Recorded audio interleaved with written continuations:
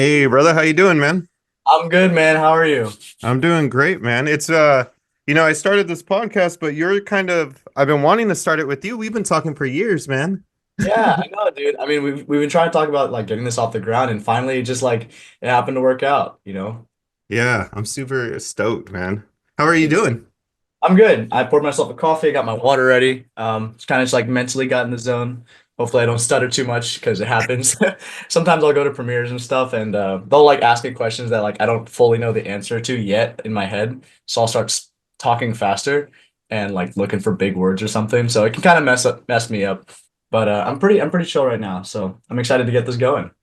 Me too. I got my Dr. Pepper. You got your coffee? Let's go, man. Yeah, swig of that. Let's start with your origin story, man. How did you get into acting and stuff? So acting for me wasn't really like, most actors will tell you like, oh, since I was the age of 4, like once I knew how to walk, I wanted to act. It wasn't really like that clear cut for me. It kind of came up after I did my martial arts. So a little backstory. I grew up doing karate for about 9 years since I was 5 years old.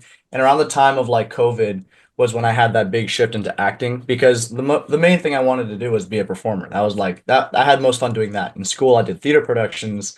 I loved watching plays. I loved movies, of course. So I was like, let's give this a shot. My dad would take me to auditions. And the first one that I did was a Skechers audition. It was the first audition I ever had, and I booked it. And the day that I worked, I was like, this is something I see myself doing for a very long time. So, you keep submitting yourself to auditions, and eventually it becomes part of your daily routine. Yeah, I was reading that you're into martial arts, and that's kind of where you started. How long were you doing martial arts for? So from the age of, I always have to redo the math because like the years change. I stopped competing around like 2019, 2020, and I started when I was 5. That was like Oh, geez. 2007. So 13 years roughly. But I started teaching after I stopped competing. I didn't like stop karate altogether. I didn't like just toss it to the side. I kind of had it like on back burner while I was focusing on acting. So I would still be a sensei. Sorry, I was a second degree black belt by the time I was like 17, I think. And by then, I was teaching at my local dojo, who had basically raised me since I was 5. And I started teaching there. But prior to all this, I competed in 2 circuits, one of which was the NASCA circuit, North American Sport Karate Association, and then the WKF circuit, World Karate Federation. Both of them are very distinct, very different, but they have very separate styles. A lot of the Hollywood stuff that you typically like to see, all the flashy kicks and like jumping in the air kind of stuff where you hit the bad guy in the face, that's all the NASCA side. And then traditional karate like Shotokan, Chitoru, Wataru, Goju-Ryu karate goes into the WKF side. And I did both of those roughly for about like 5 years each.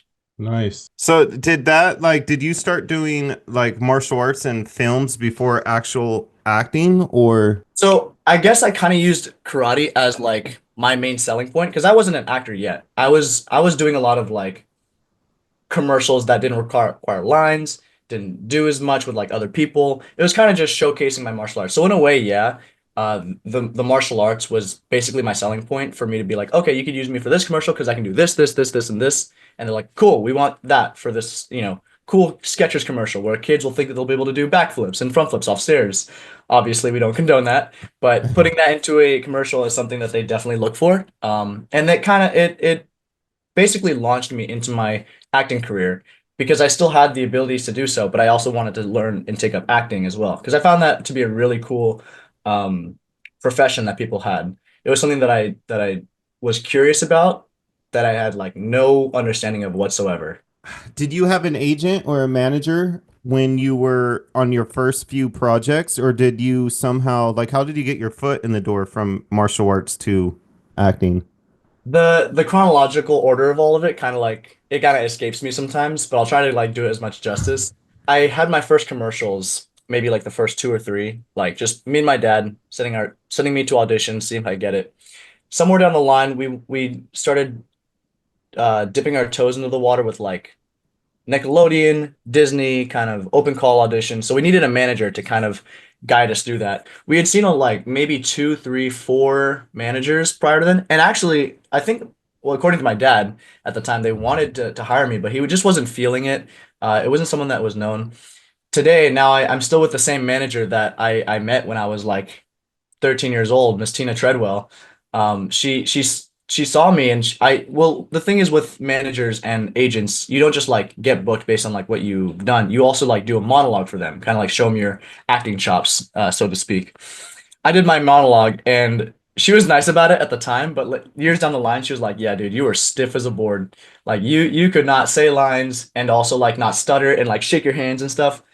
But she took me on because she saw the potential that I had. From where I don't know, but she saw the potential of like acting and martial arts being like a really good synergy for like the next Jackie Chan movie or being like a Bruce Lee fan. So things like that. I got my manager around like 2015, and ever since then we've been together. I have my my agent as well. Osbrink Agency has been sending me to auditions also since I started. So I've been with both of them for about like 8 years at this point. So you go from martial arts to acting. What was your first like what was your first well, you could say commercial, but what was the first, kind of project you did that you're like, okay, yeah, this is for sure the road I want to go down? I would say the Skechers one was a big one, but when I filmed Paper Tigers, which if you haven't seen, it's on Netflix. It was an indie film that I did back in like 2016, I believe. That was the one where I saw myself in front of like it was an independent creator film, so it wasn't like high tech like high motion capture things. It wasn't like on a giant robotic arm or anything. It was like a real grounded like set of just like cameras and like five production crew members and then just the actors. It was an intimate space. And tapping into that kind of scared me because most of the people that I was working with were adults. There were like two other kids with me who played the younger version of the main characters. But it was a very intimate space to where I was like, whoa, this is kind of scary because it feels more like they're having a human interaction with me than I am with them.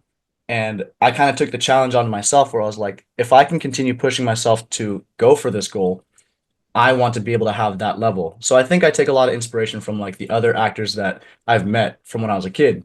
Yoshi Sudarso and Peter Sudarso, Guy De Silva.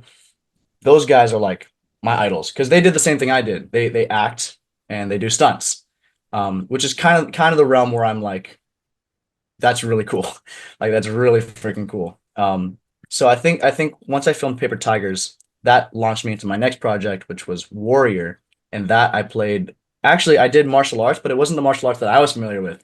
It was more kung fu style, like wushu, and I actually had to have a trainer teach me and kind of break down because karate is so like hard hitting, stop and go, stop and go, stop and go. Wushu continues all that motion into like one final product, and it's very fluid and it's soft for the most part.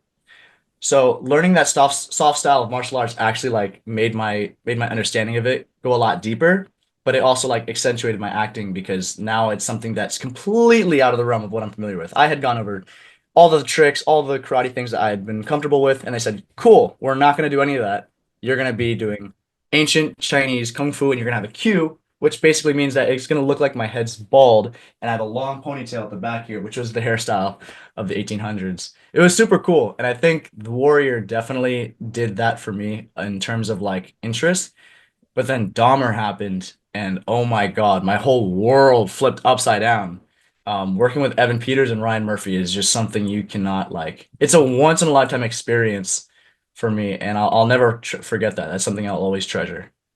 Yeah, I definitely want to get into that. But so trying to break into doing any kind of film on the level you've been doing it on or Mhm. movie, like, do you think it's better to find a niche as in like instead of just trying to be an actor and going at it that way, like maybe doing something like martial arts and then getting your foot through the door? Yeah, I think for the in terms of if I were to give like some any advice to any young actors right now, I would say that it's not exactly a niche. Just find the things that make you you.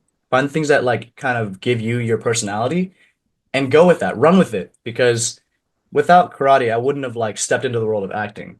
And if I had just gone to the world of acting without having the karate, it would have been kind of just like a new actor trying to make his way into like a big pond of like other actors doing the same thing.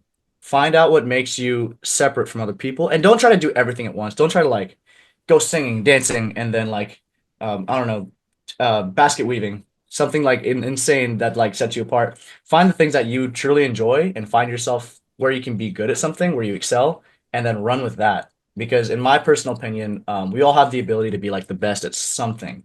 It just depends on who wants to like go for it with like true like intent in their heart instead of like external factors and stuff like that.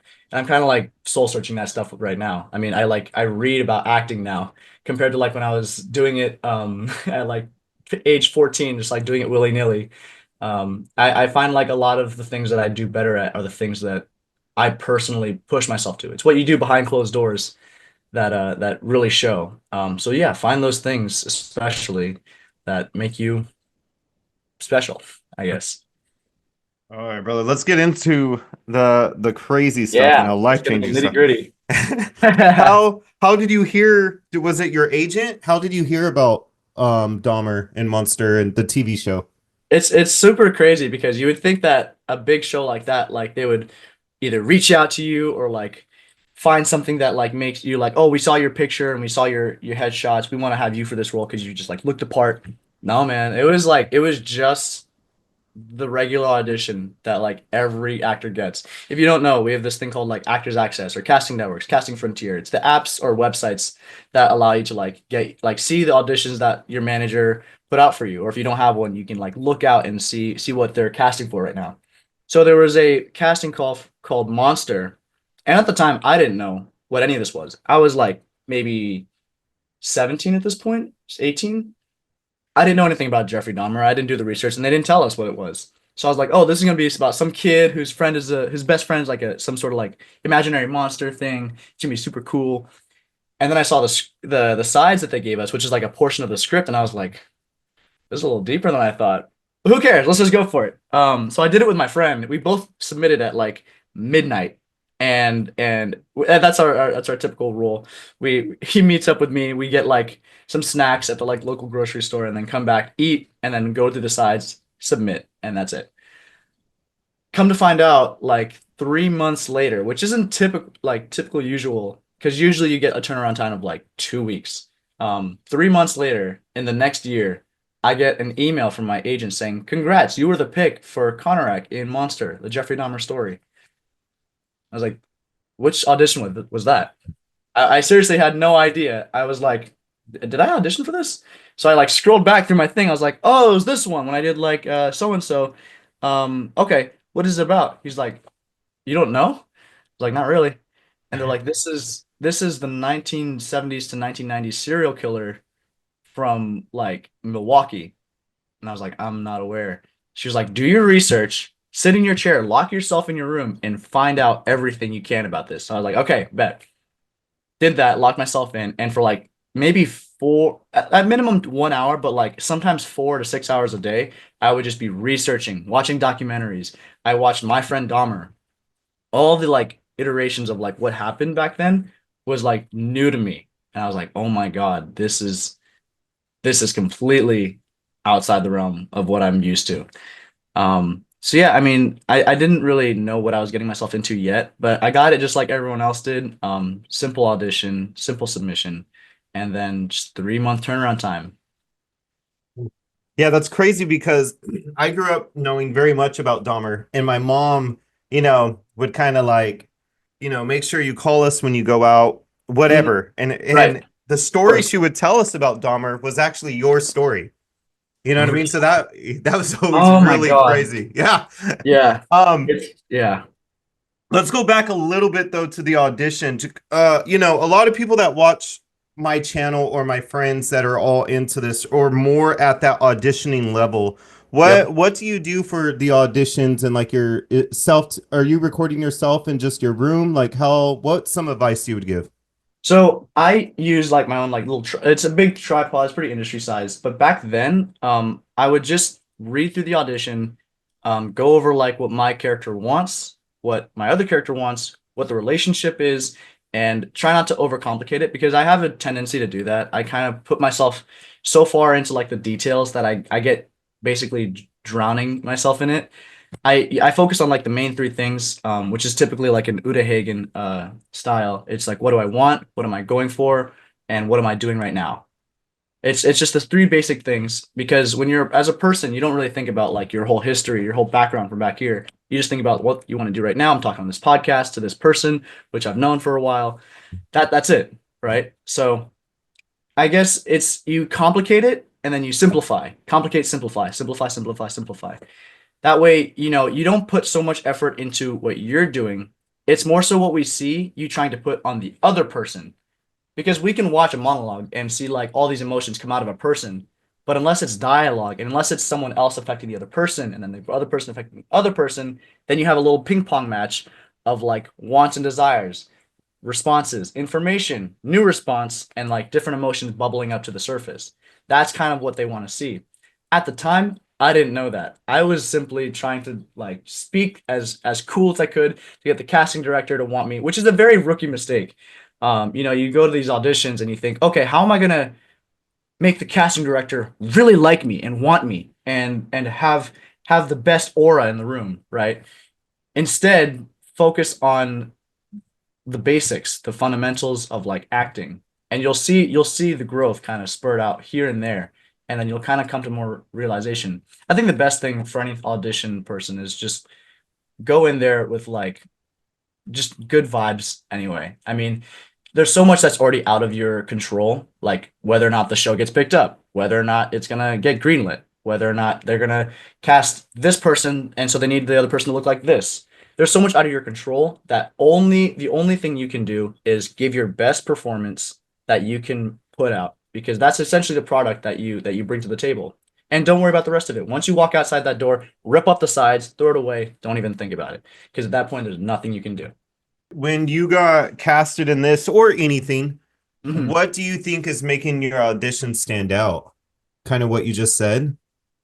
I think so. I think when I look back at my old auditions, I can see myself trying to be likable, which is something that like was on my mind very often. Because I think it was like bad habits that I put out for commercials. My acting teacher has a very funny word for this. He calls it looks lottery because for the most part you don't really have lines, but they go for like the look that you have. So I think I kind of transitioned that to acting for the most part. And then I started to realize somewhere around like this time that being good looking or like having the straightest teeth or having like the nicest bodybuilding like physique is a plus. But if you can't act with the other person, the product is just going to look shoddy. It's going to look pretty bad. You're not going to have a good human relationship on camera. You're just going to get two people that want to present themselves as such and such. I think with my auditions now, it definitely has gotten deeper and more fulfilling to like rewatch and be like, okay, this looks a little bit more real. Like I feel like I'm looking into a window rather than a screen, right? You just don't see the other person on the other side. And I think that's kind of what I want for myself is for it to be less heard and more overheard. And I love the naturalistic way of acting because it's so much harder to like understand human behavior, not just human psychology, because you could take like anyone with a psychology degree and put them in front of an acting screen, and they might not have know how to act. But I think understanding human behavior and like deepest, darkest like desires and wants is something much more fulfilling and mysterious than getting a fun dialogue with the other person. It's like kind of just trying to topple each other. It's a chess match between two people, or it's something light and it's a comedy. And to be fair, comedy is like the hardest thing for me to like grasp. It's always like a tightrope of like left and right movements and like misleads and stuff. But for the most part, I really do enjoy seeing myself with dramatic roles because I can see myself putting myself in that perspective of what my character wants or my person wants. Was this the biggest production that you were on, or I think that would definitely have to be the biggest production. Warrior is a close second, but because they flew me out to South Africa, which was super fun. oh But yeah. yeah, Netflix has a big budget and they treat their actors right. So like my trailer, they like decked it out with an Alexa and like its own bathroom and like a couch and stuff. But I would say that was definitely the biggest production because like the set design inside, 1 to 1. You go back to like the crime scene photos of like Jeffrey Dahmer, it's 1 to 1 on set. Like Budweiser cans, the fish tank, the table that held up the fish tank, the couch, the tapestry, the walls, the kitchen, everything was just like you look like you just stepped into a picture. So I would say that they definitely were the biggest production thus far. What did you say the second biggest one was? Oh, Warrior. Was that Netflix as well? So it started off on Cinemax, then it moved over to HBO Max, and then it finally found a nice little resting home in Netflix. Okay, so is Monster is that the first Netflix like made by Netflix show you were on? Yeah, yeah. Okay. It's so funny because like the other two are like it's either indie film or it's some other production, but now they all rest in Netflix, which is so funny to me. Yeah, that is funny. What's the biggest thing that surprised you on any of these sets, any of the bigger sets that you've been on? The biggest thing that surprised me is that like actors get pampered way too much. It's like they knock on my door and I'm like just chilling on my phone and they're like, "Hey, can I get you anything?" I was like, "Oh yeah, sure. Like maybe a water be fine." She's like, "You sure you don't want like extra snacks, lunch? You don't want like a back massage?" Not like I'm not serious, but like it's so crazy how like actors just like get all the treatment before they go on stage, which I get is helpful if you're trying to like stay locked in the zone. But it was just like they were just like throwing me chocolate cake. They were giving me like gourmet, like just little what do you call those? Hors d'oeuvres, Uh-huh, like uh-huh. those things. Like, dude, they were just like giving me so much. It was like gifts basically. And it was like almost overwhelming. That was the biggest thing that surprised me because like obviously you need a person to go along with you to all the studios because there's so many like lots of sets and you could get lost pretty easily. But the biggest thing was definitely like the crew helping the actors. Because it was something I wasn't familiar with. Usually I just kind of like do stuff on my own and then they call me to set and I was like, okay, I'm on my way. That And was this is, I'm gonna assume this is Netflix you're talking about. yeah, yeah, yeah, yeah. Yeah. Yeah, yeah. Yeah, that's Oh, and funny. by the way, this was 2021, I think. So peak second wave pandemic meant that I was wearing a mask, a visor, and I was going to LA every day to get a nose swab, which I was sneezing on every single time because I can't hold my own allergies, and then going home. I did that like maybe 5 times in a week just before going to set because they needed to make sure nobody was testing positive, that everyone was social distancing, all that stuff. So like it was really crazy during that time. When did you find out that Evan Peters, as soon as you got that email saying congratulations, or was it way later? So here's the thing. I think I saw his name, but I didn't know who Evan Peters was. I don't think I was like his biggest like demographic fan audience. I go to well, okay, so before I get to set, I've watched like the first half of the first season of American Horror Story, which if you haven't seen, he's playing Tate. And that was one of his first big roles that he ever played. He's had other roles before then, but like Tate is the one that people remember. Um, and so and with nothing in mind, I didn't know that he was going to be there. I get to set and he goes, "Hey man, I'm Evan." And I go, "Hey man, I'm Kieran." And we just like we rehearse the scenes and I go home, not even like realizing that's him. I go home, I watch the sixth episode of American Horror Story. I see his face and I was like, "Wait, stop everything. That's his name." And then like the title card comes up and it says Evan Peters. I'm like, "No way." So I didn't even realize that I had met like my first A-list celebrity on set just right there in front of me because he seemed like such a chill guy. And you wouldn't have suspected anything. I was like, "Oh yeah, he kind of looks like Dahmer in this kind of sense." But then I go home and I'm like, I'm just freaking out. And then the next day I show up, I missed my opportunity. He was already Dahmer. He was just quiet to himself and kind of like just psychotic in the back of his head. He Yeah, probably man. liked that though. He probably liked that you treated him very Yeah, normal.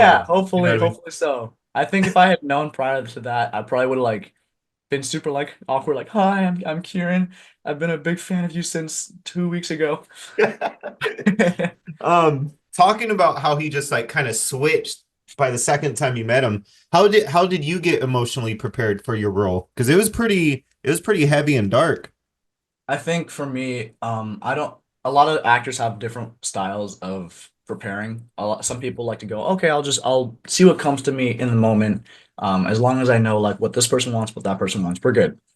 Me, I think the way my brain works is that I need to know the history of like my character who I'm portraying. So I have all this in the back of my head, but then I throw it away and I leave whatever residue memories I can muster. And going to set, I know that I'm prepared because I've built the history and connected in that sort of terms. There's also like Laotian like festivities that they celebrate, my family lineage, Konerak story since birth. I kind of put all of that and things that like you would think are not related. I throw those in there because I think part of the culture and part of the history of Konerak is the way you grow up. And I'm Filipino, so like a very Asian household thing is that like you honor your parents, you honor your grandparents, and you put yourself last before the family. I put that my personal perspective on like our family dynamic into Konerak just to kind of have that background, just that kind of essence. It might not even show up on film, but that's the way that I kind of show up to set is having all of these things that I prepared simplified into the back of my head and don't even think about it because it'll be there, but there's no reason for me to like withdraw it and then like speak it into the other person. It's just there. Did you how so you got to work with Evan a lot. Was there from Evan or anybody on the cast, did you pick up any like advice or any little tricks from them? I wouldn't say I learned any tricks from them. For the most part, it was just really nice conversations with a lot of the actors. I think, well, I met Niecy Nash on like the third day, and she was talking to me about how fun it is just getting to portray different people and having that experience of different perspectives. Because being an actor, you have to let go of your beliefs and enter in all the other perspectives. It doesn't matter like what your favorite food is, what your political preferences or anything like that. You gotta bring everything in that is your character and reason and what's the word I'm looking for? Sympathize and empathize with that person you're portraying. Because if you don't have that connection, it's not gonna show up. So that's why it's kind of nice for her to be able to let go and then absorb.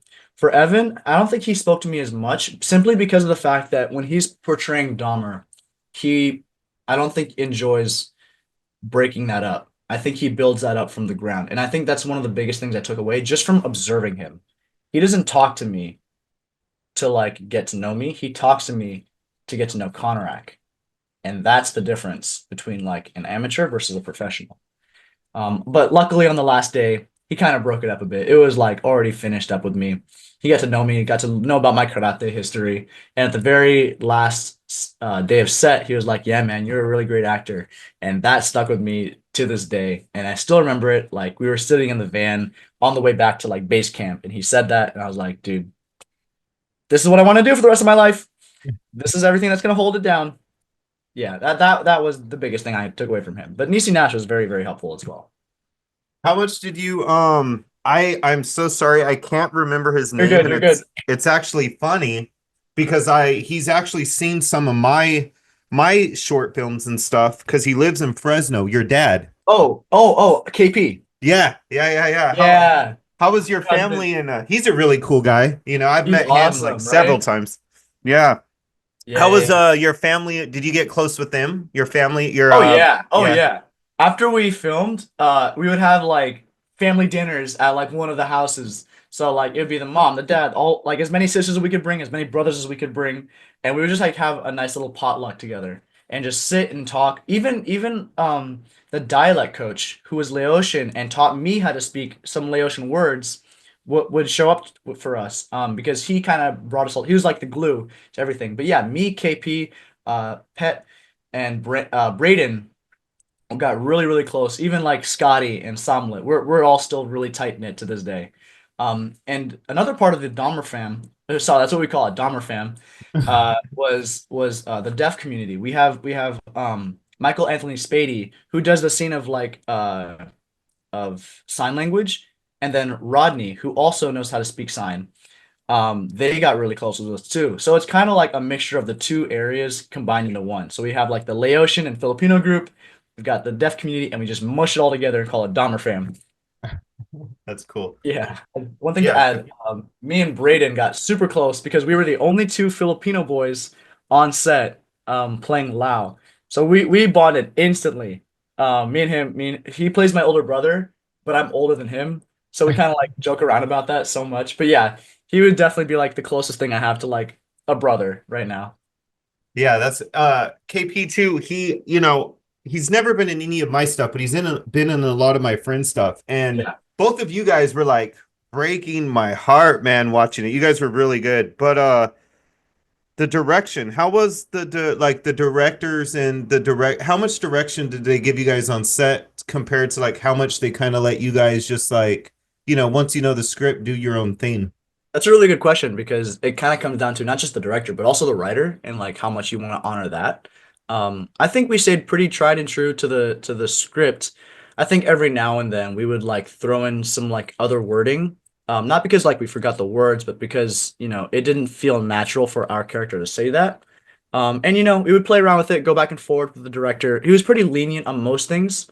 But I mean, we would kind of do our own part and stay kind of in the realm of what it sounded like. And then every now and then our directors, because we had multiple for different days, our directors would say, "Hey, is this not feeling as proper or natural? Do you want to try it a different way? Maybe we can try and lift up the tempo on this and then kind of like emphasize this."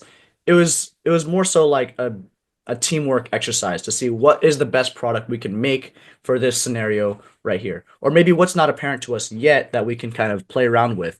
Because again, Netflix has a big budget. We can film this all day long. So I think for the most part, we would kind of do our own thing beforehand and then bring it to set with the idea, but not so set in stone that it can't be molded. And I think that's kind of where we were at. I'm gonna have to show one of my friends this because every time we work on something, she's always like, she doesn't say this, but it's basically like the script is the Bible. And I'm like, we could change as long as you're getting the beats across, we could change certain words to feel more natural. Yeah, You know what I and mean? most acting coaches will tell you that, which it does hold up a lot. It's just that you don't want to build that. For me, at least, I don't want to build that habit of being what is it, pliable? Is that the right word? Pliable, like Yeah. change, able to adapt. I want to be able to adapt, but still hold that firmness. So I want to be like a piece of clay with my acting. That's kind of my perspective on it. I know some people, especially like the old greats, Marlon Brando, wouldn't know his lines until like the day of. He would make his other actors wear the lines in front of him, which Yeah, if you yeah. don't know, which was super funny. He was kind of like a nuisance to work with, but he was still one of the greats to this day, and like people still like study his brain.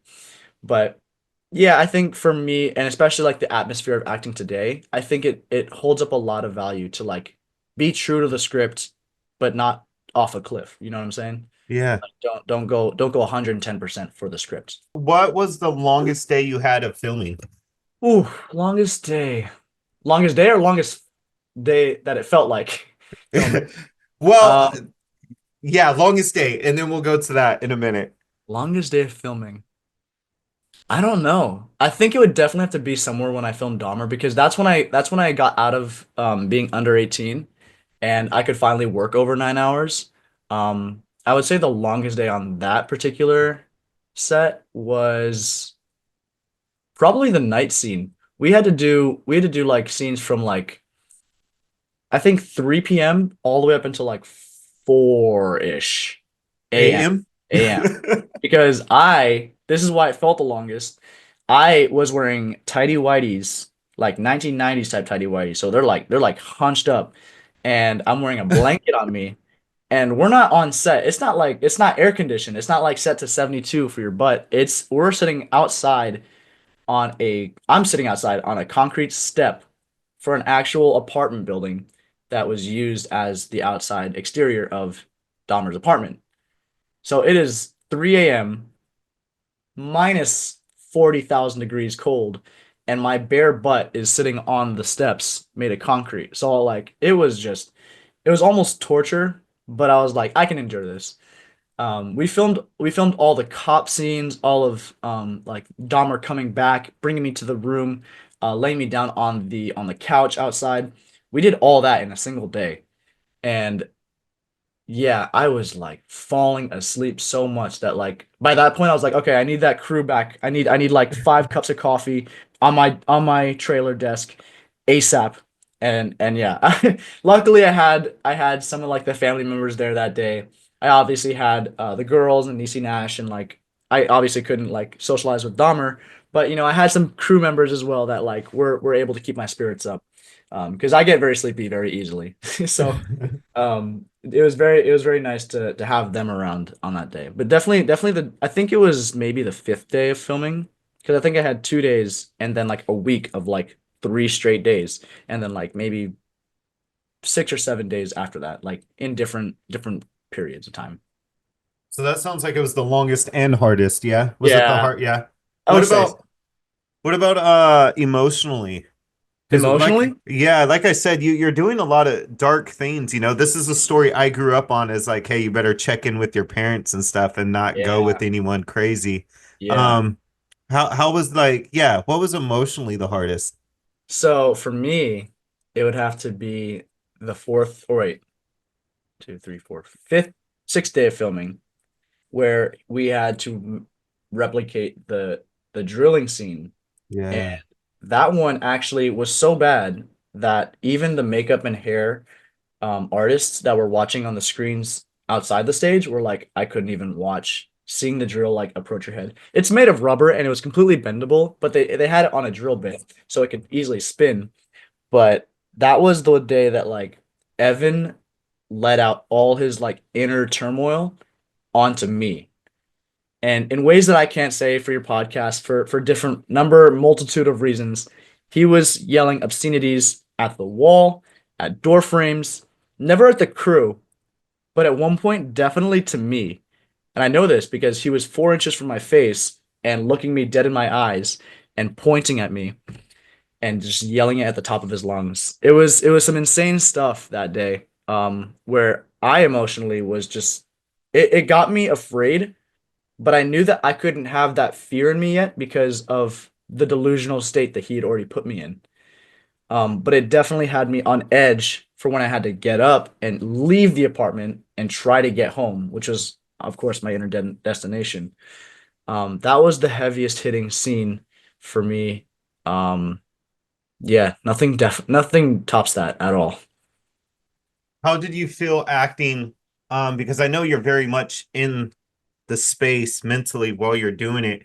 When so you get away and the cops bring you back. How was that to like film?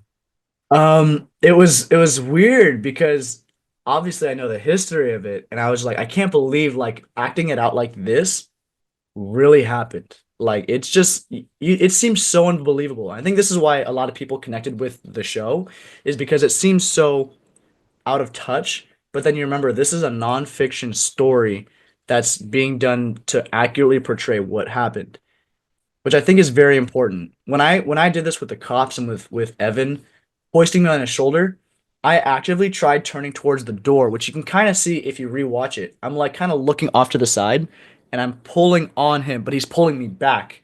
And I think at one point he actually falls onto the wall because I was pulling him this way. And so that was the take they used. Um it was it wasn't traumatizing for me, but I knew that people would be reacting in a way that was like, this is just so insane that this is real. And it's hard for people to get out of that headspace because they see me in sorry, sometimes I get recognized in public and they're like, "You died," and I'm like, "No, I didn't." So it's hard for people like to see that and then like remember that this is a show. I think, as from what I've been told. But yeah, definitely the hardest thing for that one. Yeah, yeah. Let's change the vibe. What was the Here's the easiest? vibe. The What was easiest the day. easiest thing to film or the funnest? Probably Easiest. not a lot, but Oh, it was when we had to do the scene where Braden comes back kind of like drunk. Obviously it's not that lighthearted because you can't really find many lighthearted moments in my scenes, but when we were doing that day, we had like an old Atari. We were playing on the TV screen. They were just like they had like, oh, what was it, Galactica or something, or Galaga. We had like that on the TV. A lot of the family was there, so it was just good vibes the whole time. And it was like a 12-hour day, but it felt like it went by in 2 hours. Like I wanted to just stay on set and just like hang out with family. Because like again, it's the people that you're around that really make or break the vibe when you're on set. And I think that's good for the long run, especially. how has this changed your life being on? Because at the time, what year was this again? 2022? This was probably 2022 September, yeah. did I don't know if you know this, but did Stranger Things come out that year as Yeah. well? Yeah, okay. I think the next season of it did, but they definitely released like prior to COVID, but they were definitely still talked about for the most part. Yeah. So, but top, it's one of the top three shows of that year for sure. Yeah. Oh Top yeah. three. How did that change your career, your life, how you think about acting? Like what, how did this change you in a way? I let go of my internet presence because I had created this understanding that if I don't have so many followers and a blue check mark next to my name, I'm not gonna get work. But then Dahmer was like living proof that it can happen. And then once those numbers shot up, I was like, yeah, I don't really feel different. I just think that the mindset change for me happened through Dahmer.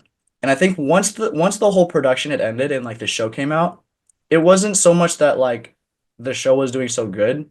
It was that I was putting myself out there so much that like I had the attitude of I'm gonna do this to the top or I'm gonna die trying. And it was kind of just full sending it in a way. I like to use that word because that's the kind of mantra I want to have for most things that I do. But it definitely excelled me as an actor because nothing had ever pushed me to that like that mindset yet for acting at least. Definitely had that for martial arts, but I hadn't transitioned it correctly into acting until that show. So now I spend my hours just like reading books about acting and watching movies that like people don't watch. Like I watched Who's Afraid of Virginia Woolf just the other day, and I just saw the acting in it was just incredible, and most people don't know what it is. So I take what I learned at Dahmer very seriously, and I push myself to this day like as much as I can because this is truly the job that I want to do for like the longevity of my life. And I know that now I am not a master by any means. I am always a student. There's always something to be learned. And as much as I tell myself like, yeah, I've had all this experience built up for 9 years, forget it. Like continue learning and learning and learning all the different ways that people act because there is a structure to it. Whether or not that applies to your style of acting, definitely look into it and see what that can open up for you. I think I was underwhelmed, or sorry, I was overwhelmed by the time I got there and realized, wow, these are masters at work. They have built their whole lives to this moment, and they still do all these things in the background. I just got off a show, The Rookie with Nathan Fillion, and he still reads, he still notebooks and journals all his acting stuff on a book to and from set. So it shows that like even at that age or even at that level, you can still push that amount. It just comes up to the person. It's up to the person who really wants it that bad. So I look at all those people that I look up to and say, why can't I do that? You know? Um, yeah, that's about as much of a detailed explanation for that one as I can get. You don't have to go into exact numbers, but I know everyone's always this is a big deal for any kind of job in that you're choosing to do in life. Mhm. Um, was it life-changing kind of money? And not only that, do you get residuals from being in it? At first, yeah. At first it was like, wow, this is a lot of money and so frequently. But the way the residuals work, they kind of like taper off towards the end. So they don't like they're still high amounts, but like over such a long period of time that it feels like it's really not. It kind of feels like what you would maybe get as like a side hustle, but it's just like in very intense amounts every few months. But like it doesn't change like my lifestyle by any means. I mean, I still live at home with my parents. Just because like I don't want to like go out and like live on my own yet, have my own apartment and stuff. And plus my even if I wanted to, I know that my parents would still argue that I should stay home. One, to focus on my acting and put less expenses towards other things, but two, because it teaches me more value of like family's got you, like we got you. Um, and I'm really very, very thankful for that. So I still take advantage of like being at home. I'm still a college student at COC and CSUN. So I've got a lot of things going for me, and I have a lot of people standing up for me. They're my safety net. And I don't want to treat it as a hammock. Um, yeah.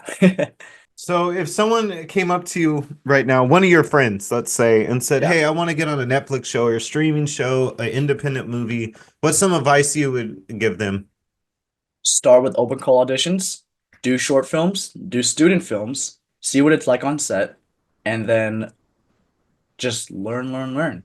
There's nothing that you can't do that's already on YouTube right now or put on text right now. If you want to get into like a Netflix show, it's hard to just say, I'm gonna shoot for this show or like I'm gonna make it into the show. Because for the most part and most often, it won't even be created yet. Like you won't know about it until like the day of or the day before, and you get that audition from your manager. So assuming you have the right reps and you get auditions pretty frequently, don't worry about getting the show. Worry about excelling yourself as an actor and then show it every time consistently. Because the more you can do that, the better your odds. And what's that saying? It's like you don't pursue success, you attract it. Pursue it in your own terms. Like do the work beforehand and then see the changes and growth that you make for yourself, and that will probably get you to where you want to be. I was looking at your IMDb and you had like Fearfest 1989. What's that about, man? Yeah. So that's a short film I did a while ago. Actually, the funniest thing was I was going to the gym with a friend and some guy says, "Yo, are you an actor?" So I was like, "Oh, it's another guy who's a fan of the show. Awesome." I was like, "Yeah, I am." He's like, "Okay, great. Could you do this short film for me?" I was like, "Yeah, man. Well, let me ask my manager." He's like, "Okay, awesome. What have you worked on?" I was like, oh snap, this guy he doesn't know. And I was like, then why'd you ask if I'm an actor? It's like I'm doing a short film called Fearfest, and I want you to be the main character. You have the perfect look. I was like, all right, that's cool. I mean, Yeah. being chosen just like off the street like that happens. I mean, obviously be wary because there are some people who like try and get you with that kind of like look, like, yeah, we can get you on a Disney show. But this was a guy who wanted to do a short film, just some random guy, and I was like, you know what? I can definitely put this into my schedule. Like whatever for whatever reason, I don't know, but I was like, this can definitely happen. I just need to get my manager's approval. The hardest thing right now is that I'm a SAG actor and I'm usually not able to do short films or student films. Now that I'm unionized, I can't really put myself out there as much as I'd like to because for me, I would love to just do any theater production, any short film, any student film just to get myself always acting as often as I can. Because I think that's one of the best things, like keep your sword sharpened always. Because it was a non-union gig, I had to tell him no, and then he said, "Wait right here." He called SAG-AFTRA about 4 times before finally getting the approval for a day to be a SAG affiliated production. So for that single day, I was able to work with him, and it was the best thing ever. It's basically like four kids go to an old summer home, and this is set in like the 70s, I think, 70s or 80s. Mm-hmm. 80s. And we're in the summer home, we're doing crazy like college things like drinking, spin the bottle, making out in someone's closet. And then suddenly one of the kids goes missing. I go looking out for them and I go missing at one point. I come back and I'm like the heroine of the story. And then we leave. We dip. It's very short, but it's very fun and engaging. And it was one of those things where it was like you think a short film wouldn't live up to the expectations that like you've already made for yourself because you worked on other things. But like these guys were like they were on it. They were go go go, and it was a really good production of people who knew each other. So the synchronization, like the synergy of everyone was just there already before you got to set. So I think also what makes or breaks a production is the people you choose to work with. That does a lot of things. Because I think for the most part, when you work on a production, you have people who are like who have jobs there and they consistently work there, and then they kind of just grow closer. Which is so it's like or it's already set in stone. They might have their opinions on each other, but that's fine. When you work on shorts like these or like small films like these, it's almost like a gamble because you have to hire whoever's available, who's in town that day. But these guys were like they're a really strong, tight-knitted team. So I hope the best for them. But yeah, that thing should be coming out very, very soon. I'm not sure when. I'm still in talks with him, but he wants to have a little premiere for us. And if he gets it into like some festivals and gets some awards, he wants to make it a feature film, and who knows, maybe I'll be a part of that one. Yeah, that would be cool. So it's not out right now. We can't check it No, out. No. no. Unfortunately, not. But very soon. Um, I have a lot of friends that are part of SAG, and they're always Yeah. like, "Man, I would love to do something with you." And I've just always like right away been like, "I know you guys can't, and I don't know what to do." Do you know what they? So you said they called them 4 times, and like, what did they have to do basically? So I don't know like the small details of it, but yeah, he called in and said, "Hey, is there any way to get a SAG actor to work on my short film just for a day?" Basically, I think they sent him a little sheet of paper that said, um, essentially it's like a SAG day.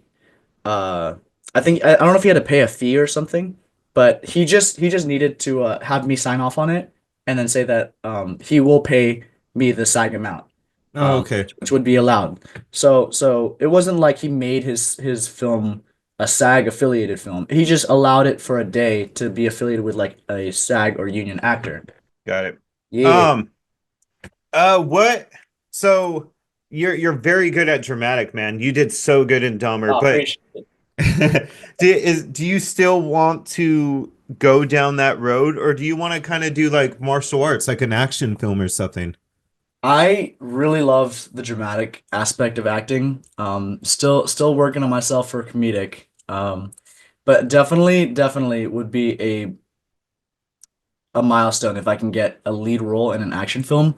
I remember at one point there was I had some friends who were trying to make a small, well, not a small, but like a feature film of a kid spy who like took down bad guys and stuff and like used all this martial arts stuff. And he wanted me to be the centerpiece of that film. I can't remember what the name of it was, but I think they were gonna use maybe like the age of like my character as like my agent number. But it just didn't go through. But it's still up in the air for me. Like one day I can either play like a Filipino Spider-Man or do something like crazy like superheroes or just do something action that like involves still martial arts because I still have deep roots to martial arts and I still want to be able to use that to this day with my acting. I think that would be the best use of like my talents or capabilities so far. Because I mean, as I'm getting older, it's harder for me to like just be able to bounce out a backflip or do a corkscrew or like a touchdown gainer. All those things kind of dwindle as you get older, as you'd expect, flexibility and such. But as long as I keep up my strength training and my explosive power, I still want to be able to showcase that I can do those things. And I think as I get older, it's a double-edged sword because people won't be able to do them, and I hopefully will be. So that's why I Mhm. want to keep pushing myself um, to be as good, or if not better, than I was, 9 years ago. I just love movies, man. I love dramas. I love action. Yeah. Be put it together, man. How do you want to direct or write at all, or not really at all? I haven't really thought about it. I know a lot of actors my age are thinking about it, but I'm not sure I would be the best candidate for like directing or writing. Because like for one, I didn't really do good in English composition or literature in school, so I'm not sure how my writing skills would apply. But like directing, it sounds a lot more fun because you kind of see the bigger picture and like what you want to see in terms of cinematography, lighting, dialogue, the plot line, and you kind of have to hold it all together. You're just the manager, and you're the captain of the ship, basically. So I really do have a lot of appreciation and like respect for directors, but I don't know if I'm like capable of that yet. Maybe once I get more films under my belt and I start to see more of like the background, then I could maybe step into that area. But maybe one day. Yeah. Because we need a good like I love action. I'm not trying to like put it down right now, but if there was a really good action movie that was really good dramatically as well, like Mhm. really good dramatic chops, that'd be awesome, man. And I think Yeah, you could do man. it. You know. Hopefully, yeah. I mean, I would love to do that. I mean, sign me up any day for it. Okay, brother. I appreciate your time. Is there anything like, do you got anything coming up that you're working on, or just anything you want to, shout out or promote real fast? I know my reps always want me to do this. If you're watching, I do have an Instagram and I take a TikTok, but like we don't talk about that. My Instagram is Kieran Tamondong, just my name. It'll be well, it's right there on the Zoom, but it's Kieran, and then Tamondong. But I do have The Rookie coming out, which is a cop show on Hulu, I want to say. I think Hulu. I They're already believe on like so. their ninth episode, and I'm going to be on episode 11, snatching a woman's like wallet out of her purse. I get arrested. It's pretty funny. It's really small, but like I took a lot of my own abilities and I put it all into this one role because to me there is no small role. Every role is a big role as long as you treat it as such. And I had a lot of fun that day. So I'll be doing that. I am doing a voiceover for a show called Weak Hero, Class A2, I believe, and I voice a couple different actors in that one because it's a K drama where all the dialogue is in Korean, but if you watch it in dub, hey, you might hear my voice. So that'll be pretty cool. It's actually very funny because I'm not very good at like changing up my voice, but I learned online how I can apply different accents or dialects and just kind of change up your voice a bunch and have concrete settings for different characters. And I kind of tried putting that into the thing, and for the most part, the sound studio was happy with it. And the last thing, I'm in a Jollibee commercial. That was fun. That's already streaming, so you might see that on YouTube when you see this podcast. And then Fearfest, whenever that decides to drop. Nice. Yeah, your Yeah. Instagram, this was years ago. I think you had Yeah. like 3,000, and then today I looked on there and you're at like Yeah. 80,000 or something. Yeah, dude. I was up there, man. I mean, obviously, like when the Dahmer hype kind of like dipped, like the numbers tanked, and I was like, I'm not gonna buy followers to get that number up. I'm happy with what the number is right now, but definitely way over like 2,000. I was sitting pretty at that number for like 5 years, maybe like 7 years. But then like once Dahmer came up, it shot up. Like it was going like to outer space. It was insane. I'm very, very thankful. I was actually doing like celebrations for every 1,000, but it started getting to a point where it was climbing too fast, and I was like, okay, maybe we'll do one for like every 10. Okay, maybe we'll do one for every 25. That'll be fine. We'll cap it at 25. And I think Yeah. like the maximum my Instagram got up to is like 165 maybe thousand, and I was like, that's insane. Actually insane. Jesus. All right then, brother. I appreciate you, man. Thank you. Appreciate you too, Charlie. Thank you so much for having me and having me as one of your first guests. Yeah, I'll see you around. Let's go get coffee sometime or something. Yeah, man.